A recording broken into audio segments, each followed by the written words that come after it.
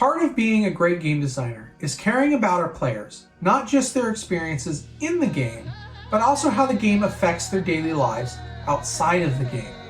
What are our responsibilities as game designers, and what do we owe our players? Find out in this week's episode of The Gentleman Game Designer.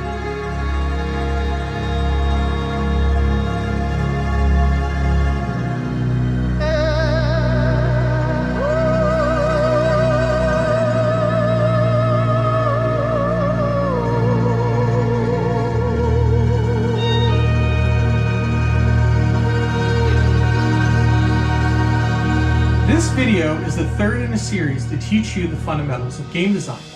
While most of our future content will be geared towards tabletop games, this series applies to most, if not all, games.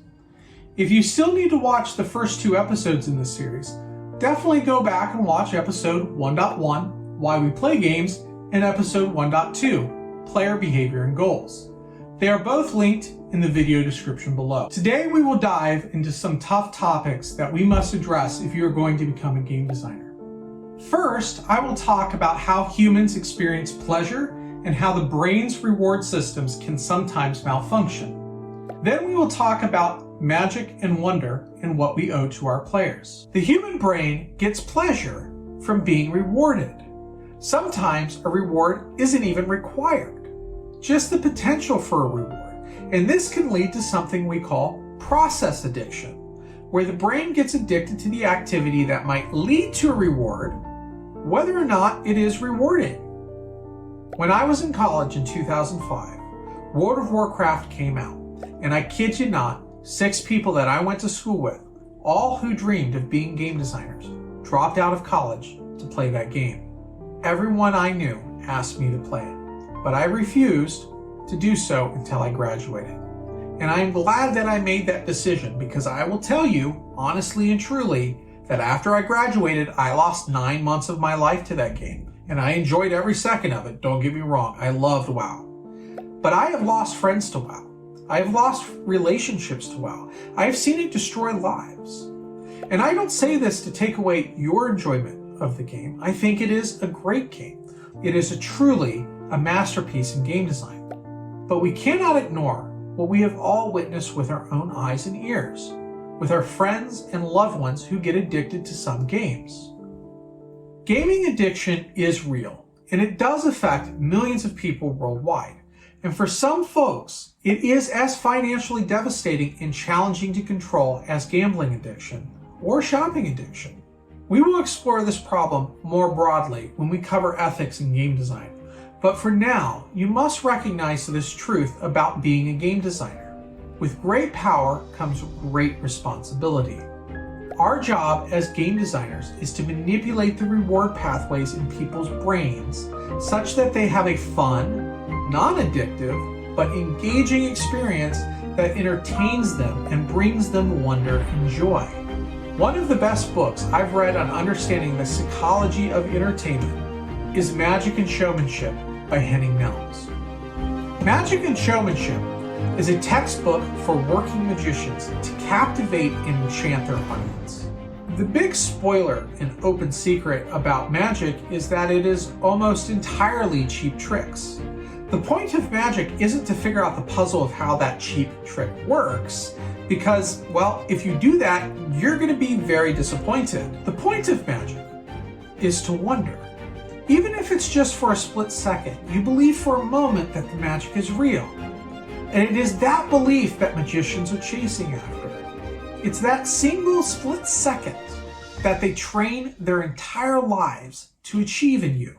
A tiny speck of wonder. New magicians often worry about the deception they impose on their audience. They might wonder, if my audience finds out how I do it, wouldn't they just call me a fraud? And the answer, of course, is no. Henning points out that people come to magic shows knowing they are all cheap tricks, and they don't care. As a magician, your first step to achieving any kind of showmanship is believing in that magic yourself. People want to be deceived. They want to be tricked. They want you to show them that everything they know about reality is wrong. They don't care if it is fake. They just want to capture that split second of wonder. We will launch a Kickstarter campaign for the 40+ episode series for The Gentleman Game Designer in a few weeks. Please consider backing us on Kickstarter when we do, and help us generate buzz and hype. Share these videos with your friends and post them on social media. As they say, sharing is caring. This video is sponsored by Parallel Games. Parallel Games, rebuilding wonder. Your brand could be mentioned here instead. If you are introducing a new game or hobby product to the market and you are interested in sponsoring this channel, please reach out to us. We offer multiple options and packages for entrepreneurs and businesses of all types. Future spaces are filling up quickly, so please don't delay. Reach out to us by emailing us at retail@parallelboardgames.com. I will sell most of my tabletop game collection in the coming weeks at an online auction. Some incredibly rare and hard to find things will be placed into that auction, including rare board games, role-playing games, and trading card games, including Base Set 1 and Base Set 2 Pokemon holographic rares. This includes a near mint Base Set 2 Charizard with Whirl, a Blastoise, multiple Dark Raichus, and more. One of the ways that you can help fund our new YouTube channel and our new game design community is simply by bidding on an item that interests you in that auction. My auctioneer offers shipping throughout the entire continental United States, and she is regulated and licensed by the state of Ohio. The online auction will be done through auctionohio.com. Registration information is in the description below. When audiences suspend their disbelief, they place a lot of trust in you that you're not going to abuse that suspension of disbelief, that you are only going to deceive them safely. Apollo Robbins is one of the best pickpockets in the world. He'll steal your watch, your wallet, your eyeglasses, your rings, your keys with a smile, while he gracefully and confidently becomes your best friend. Apollo could live a life traveling city from city, stealing from people worldwide, and I doubt he would ever get caught.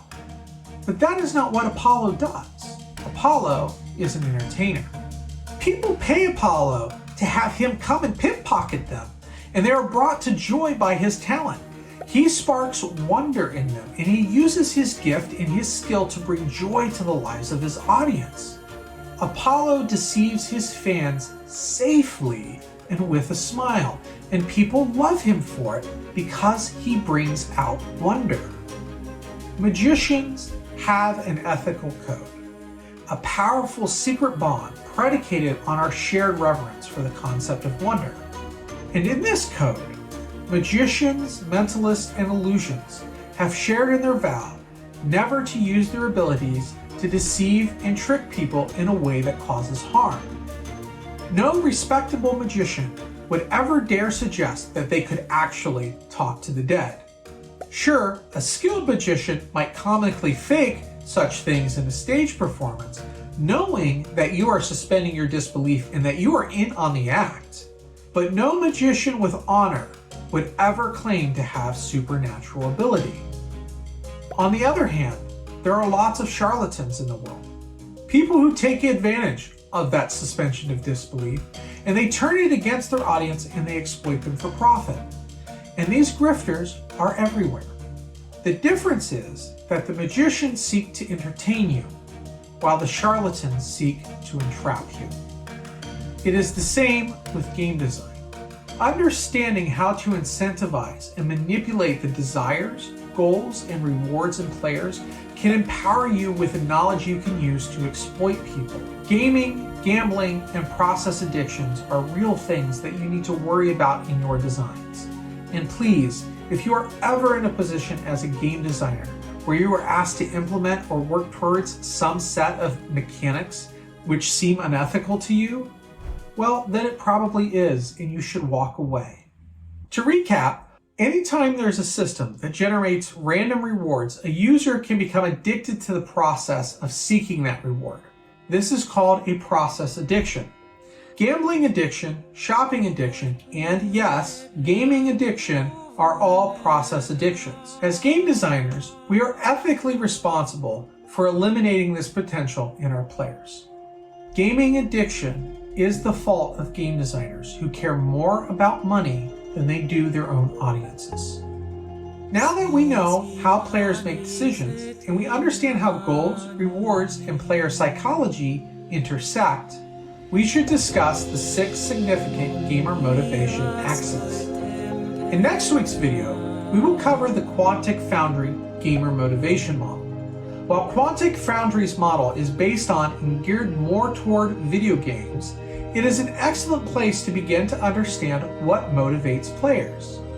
And it is pretty easy to adapt and translate to tabletop games. Stick around and stay tuned. We have so much more planned. Good luck, have fun, and as always, go make some games.